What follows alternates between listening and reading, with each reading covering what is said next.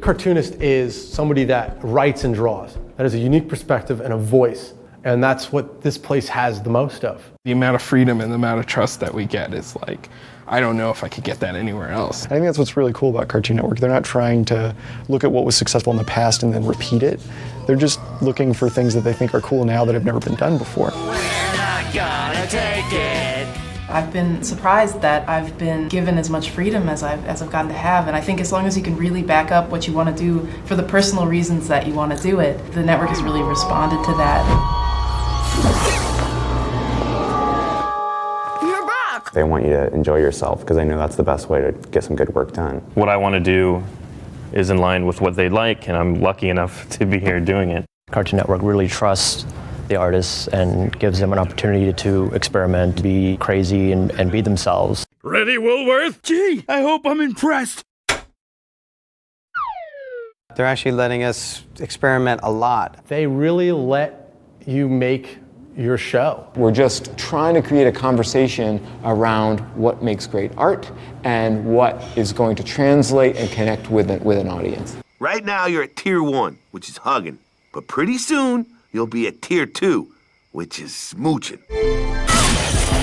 Everyone's really driven. I think that's the main thing, is like they have a real specific creative vision. It's just about being like inspired by each other and arguing and fighting over things that you want. I think our shows are less about the idea that is inside of them than the people behind them. The shows I've worked on here at Cartoon Network, they all kind of have like an auteur feel because you really get like an individual artist's take on a character.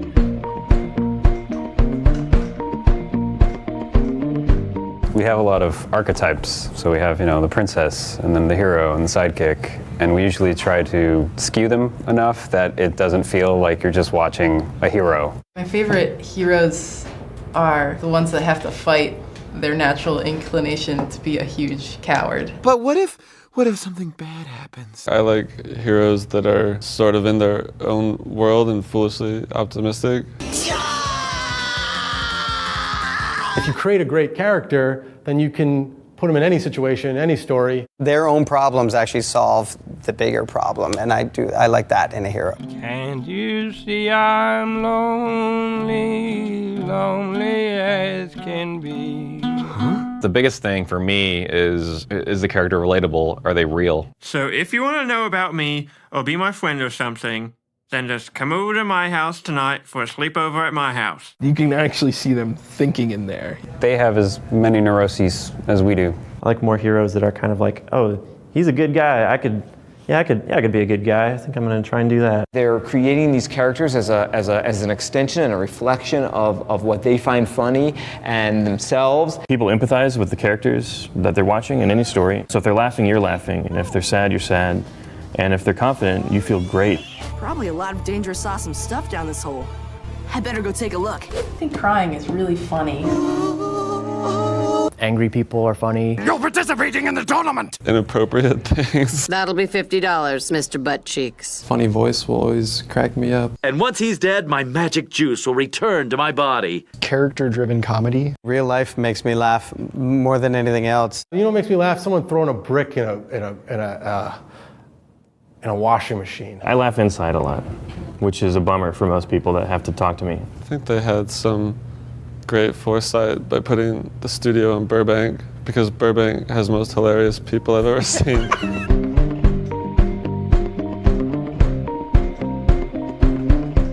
Everybody has like fears and insecurities and stuff. Uncle Grandpa is the guy that come in and be like, screw all that. Look how awesome life is. Uncle Grandpa drives around in a custom RV. The characters that inhabit the Uncle Grandpa show live with Uncle Grandpa in his RV. This is a kid from one episode, and a kid who's bummed out because he doesn't have a nickname. All his friends have funny nicknames like Spaghetti Legs or Larry Big Shirt. And this kid's like, man, I don't have a nickname, Uncle Grandpa. And he's like, well, if you don't have a nickname, you gotta do something legendary.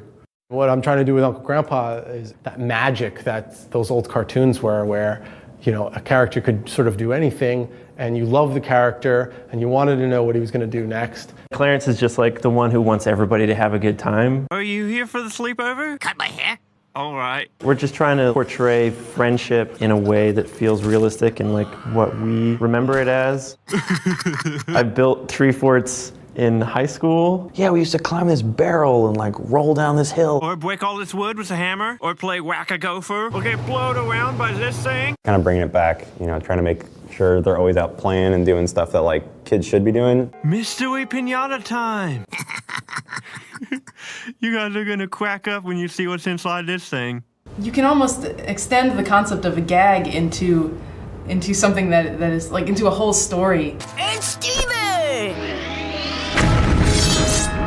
A lot of the comedy of this show is the idea of Steven, the main character based off my brother Steven, being plunked into extremely dramatic, lush, beautiful situations. Yeah. And the comedy is about the juxtaposition of that imagery. If you're evil and you're on the rise, you can count on the four of us taking you down, 'cause we're good and evil never beats us. Win the fight and then go out for pizzas. We are the crystal gems. We'll always save the day. And if you think we can, we'll always find a way. Animation is cool because drawings that move are funny.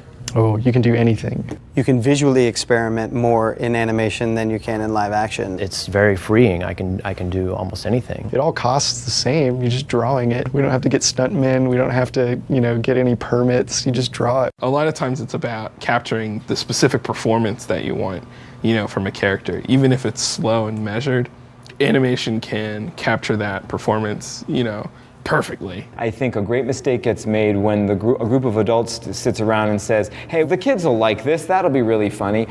It puts you at an arm's length. That's like trying to control something through robot arms.